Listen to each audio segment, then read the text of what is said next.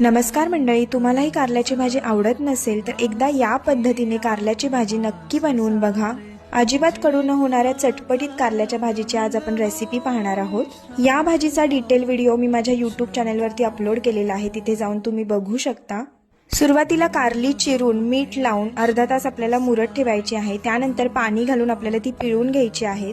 कढईमध्ये तेल गरम करून त्यात भरपूर चिरलेला कांदा घालायचा आहे। कांद्याला लालसर रंग आल्यानंतर पिळलेली कारली आपण याच्यामध्ये घालायची आहेत।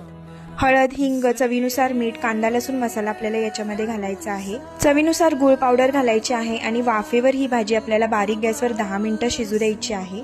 ही भाजी शिजवताना पाण्याचा एकही थेंब वापरायचा नाहीये, अगदी वाफेवर आपल्याला ही भाजी शिजवून घ्यायची आहे। भाजी शिजल्यानंतर त्याच्यामध्ये शेंगदाण्याचं कूट, कोथिंबीर घालायची आहे।